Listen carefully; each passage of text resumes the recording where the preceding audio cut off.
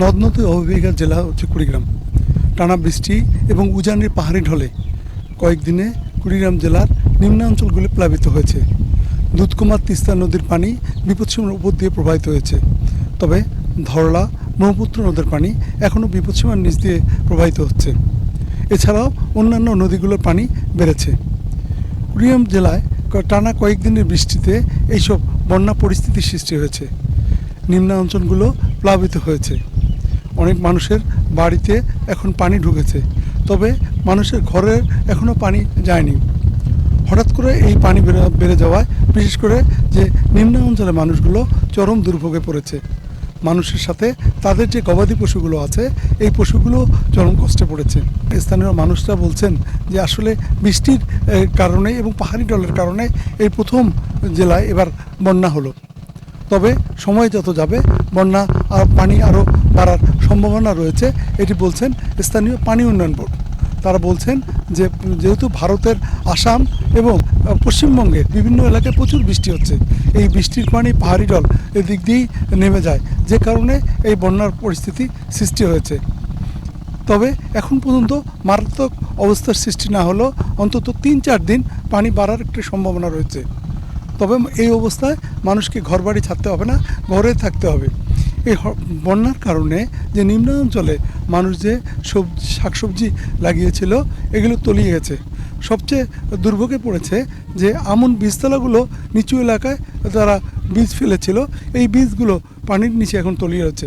এই টানা বৃষ্টি আর এই পানির কারণে তারা এখন এক প্রকার বেকার জীবন কাটাচ্ছে। জেলা প্রশাসন বলছে যে তাদের কাছে যে ত্রাণ আছে এটা পর্যাপ্ত, তাদের ত্রাণ রয়েছে। যখন বন্যাটা ভয়াবহ রূপ ধারণ করবে তখনই তারা এই সব ত্রাণ ওই সব বন্যা কবলিত মানুষদেরকে দিবে। বাসার মধ্যে কালকে রাত থেকে প্রচুর পানি উঠছে, পাক শাক এখনো করিনি, বাচ্চা কাচ্চা নিয়ে খাই কি, চলার মতন কোনো সামর্থ্য নাই। এখনকার যে রাস্তায় ঘর তুলে থাকা লাগবে, আমাদের ঘরে ঘরে পানি। এখনকার বাচ্চা কাচ্চা নিয়ে রান্নারও খুব সমস্যা, খাবারও নাই বাসার মধ্যে। কি করি? এই খাবারের যদি আপনি একটু সহযোগিতা করেন তাহলে আমরা বাঁচতে পারবো। যে পানিটা বাড়তেছে, এই পানিটা যদি আবার মানে বেশি দম ব্যাক করে তাহলে মানুষের খুব অসুবিধা হয়ে যাবে। এখন তো আষাঢ় মাসে তো বন্যা হবে। আষাঢ়, শ্রাবণ, ভাদর মাস পর্যন্ত বন্যার সিজন। এই পর্যন্ত গেলে আর বন্যা থাকে না। এই ধরনের 3টা মাস বন্যা অবশ্য হবে। উজানের ঢল আসলে তো আমাদের বাংলাদেশ তো মনে করেন অবশ্য পানি হয়। এইদিকে ভারতের পানি এসে এগুলো হলে তো মনে করেন বাংলাদেশের মধ্যে পানি তো প্রচুর পানি হয়। নদ নদী অববাহিকার মানুষ জীবনে অভ্যস্ত বন্যা নিয়ে। তারা প্রায় সময় তাদের জীবনকে ধারণ করে এই বন্যার সাথে। এই বন্যার মধ্যেই অনেকে আশ্রয় নেয় নৌকায়, অনেকে আশ্রয় নেয় কোনো মাচা নেই।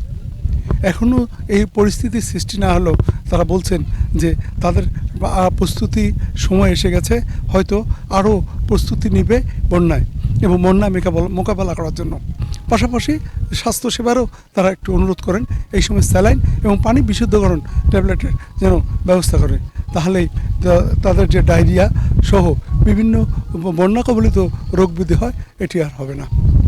তারা নতুনভাবে বাঁচতে চাবে। রাজু মুস্তাফিজ, 71, কুড়িগ্রাম।